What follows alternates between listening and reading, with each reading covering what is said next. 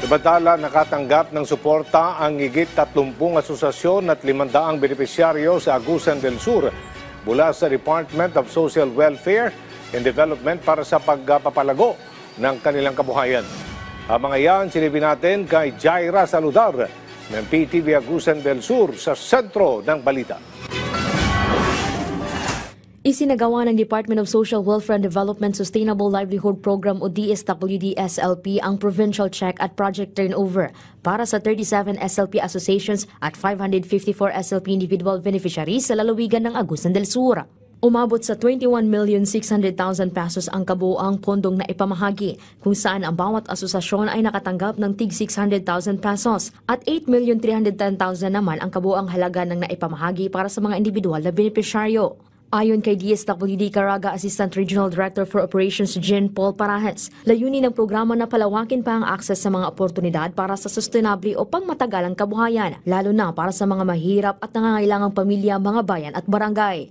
Ang pagpili ng mga benepisyaryo ay dumaan sa masusing proseso katuwang ang LGUs upang masiguro ang tapat at transparency ng paggamit ng pondo, tamang oras ng pagpapatupad at epektibong resulta ng mga proyekto. Highlight rin sa aktibidad ang pamamahagi ng 18 tri-wheel vehicles para sa piling mga SLP associations mula sa Bayugan City, Bunawan at Talakugon. Gagamitin ng mga sasakyang ito para magbigay ng alternatibong kabuhayan at dagdag na oportunidad at kita para sa mga miyembro ng kanilang samahan. Ako, first timer pa yung kunyani nga kuhan nga nakadawat o kunani nga panginabuhian. Kaysa una, igor magtataong ko mga abang nga. Nagpasalamat po ko nga, gihatagan mo siguro ko sa kita sa kahigayunan nga, makaabil po ko nini nga maong panginabuhian sa SLP. Ngayon lang gihatag nga opportunity sa mo ang para sa kuha.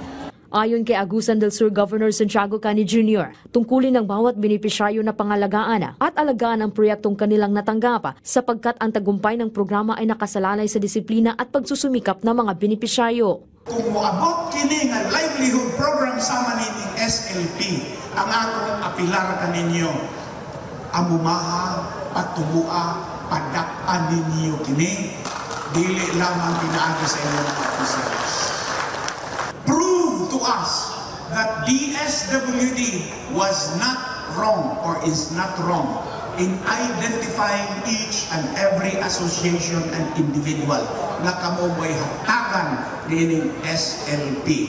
Ipinaliwanag din ni Parajes na ang tungkulin ng DSWD ay hindi nagtatapos sa pamamahagi ng tulong. Ayon sa kanya, tuloy-tuloy ang mahigpit na monitoring at mentoring sa mga benepisyaryo ng programa. Doon na tayo ginatawag nga 5-year nga sustainable plan, sustainability plan nga atong gisunod to ensure gyud nga matabangan, maalalayan nato atong mga association para makabot nato ang tumong mahimo gid silang mga self-sufficient nga mga beneficiaries pohon. Dagdag pa rito, batay sa resulta ng monitoring, tumaas ang operational rate ng mga livelihood projects sa Caraga Region, lalo na sa Agusan del Sur. Noong 2023, umabot ito sa 84% at ngayong 2024 ay mahigit 90% na mas mataas kumpara sa average rate na 87%. Ibig sabihin, mas marami pa rin ang aktibo at nagpapatuloy ng mga proyektong pangkabuhayan mula sa gobyerno.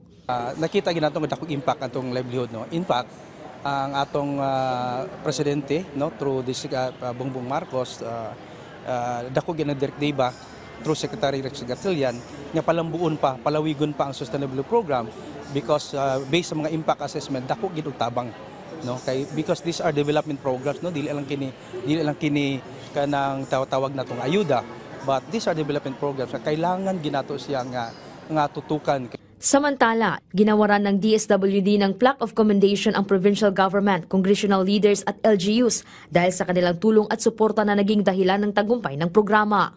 Jaira Saludar ng PTV Agusan del Sur para sa Pambansang TV sa Bagong Pilipinas.